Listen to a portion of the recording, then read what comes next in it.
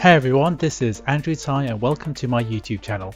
Today I'm going to be showing you a list of the top 10 first-person shooters that I think you should be playing on your M1 Apple Silicon Mac. Although we've all heard that M1 Macs have amazing gaming performance, none of this really matters unless there are compatible games to play on them. In this video, all the footage I'm going to be showing you comes from my MacBook Air 2020 with 8GB of RAM and 8-core GPU, so you should get similar or better performance on your MacBook Pro or Mac Mini. First up is Call of Duty Black Ops 3 being played through the Rosetta 2 translation layer on the Metal Graphics API.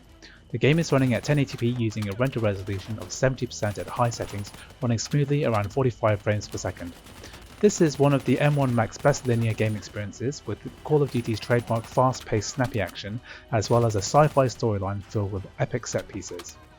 And no, before you ask, Call of Duty Warzone isn't currently working on the M1 Mac, and don't try to sideload Call of Duty Mobile, as this will probably get you banned at time of recording.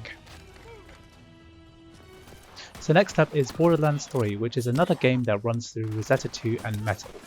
The game is very graphically demanding, so I decided to run the resolution at 1080p with a render resolution of 75% at medium settings, which gave a very acceptable frame rate of around 30 to 40 frames per second. The game features your typical Borderlands shooting and looting gameplay, which involves a large open world where you can shoot enemies, complete quests, gather loot and upgrade weapons, items and skills. The game has a long replayable campaign that can be played single player and also features cross-platform multiplayer with PC users too.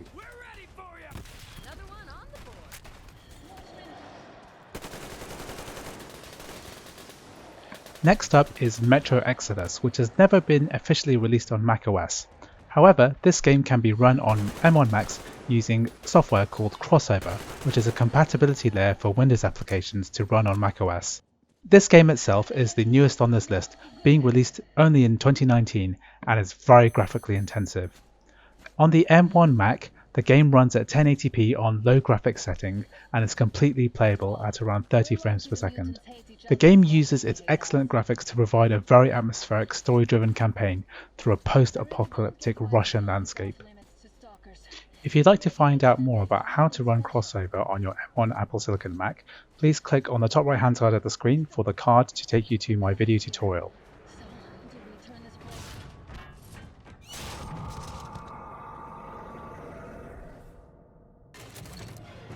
Next up is BioShock 2 Remastered, which is a re-release and improvement of the classic sequel to the seminal BioShock game.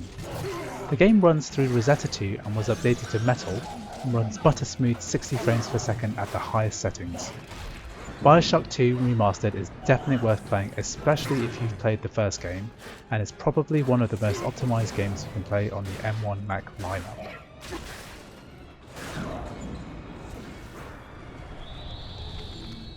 Next up is Shadow of the Tomb Raider, which runs on the M1 Mac on Rosetta 2 using Metal. Here we are running the game at 1080p and we are averaging around 25 frames per second at medium graphics settings, which is still very playable. Shadow of the Tomb Raider is a successor to the Tomb Raider reboot released in 2013 and also its sequel, Rise of the Tomb Raider, released in 2016, both of which have Mac ports that perform extremely well on the M1 Mac. Shadow of the Tomb Raider features very impressive graphics and very responsive linear shooting and puzzle-solving gameplay. And yes, I am aware that this is a third-person shooter, but I've decided to put it in this list as there aren't really many other third-person shooters on macOS except for other Tomb Raider games.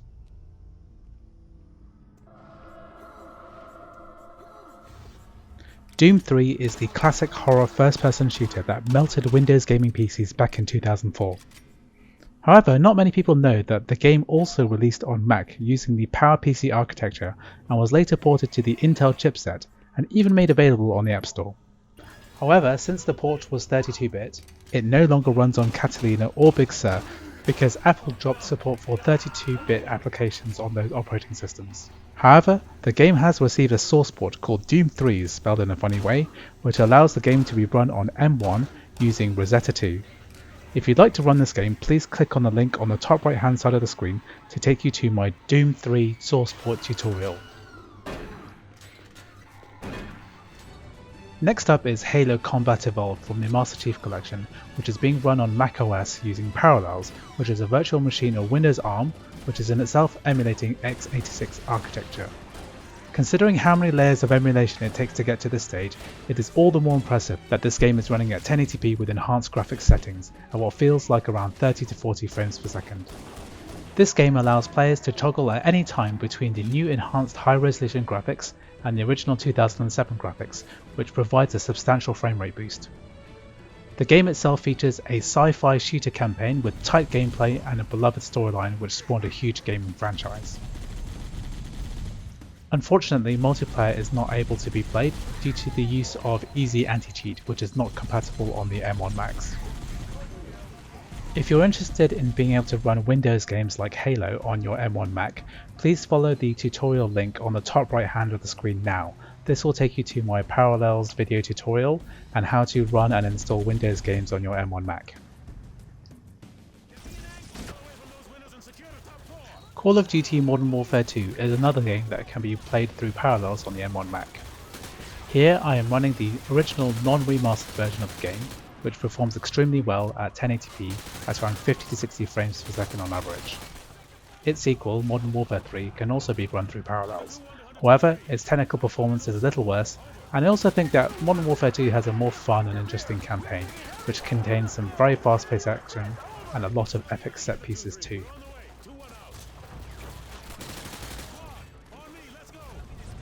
Battlefield Bad Company 2 is another game running on Parallels and performs admirably at 1080p resolution, running on medium graphics giving around 40 to 60 frames per second with the occasional stutter. This is one of the few Battlefield games that I could get running on the M1, and it performs substantially better than Battlefield 3 does, even though it was only released a year earlier. If you discover any ways to run the other Battlefield games, please leave a comment and let me know. Superhot is one of my favourite games on this list, and I believe it offers the ideal mobile laptop first-person shooter experience. This is because the game's gimmick is that time only moves when you move, and therefore the game plays more like a series of puzzle rooms rather than a large campaign, and each failure allows you to instantly reset the room and adapt to your next strategy. The game allows you to take your time, and I would even say it's forgiving enough to play on a MacBook trackpad. The game runs through Unity on OpenGL and performs flawlessly at higher settings.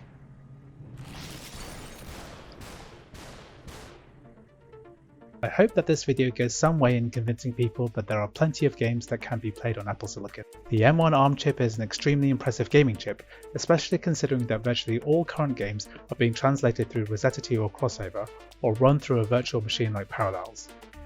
Anyway, this is my first time making content like this. If you like the format and want me to make more Apple Silicon gaming compilation videos, please give this video a like and subscribe. If you have any suggestions for other games that should have made the list, please leave a comment. Thanks everyone, and I'll see you in the next video.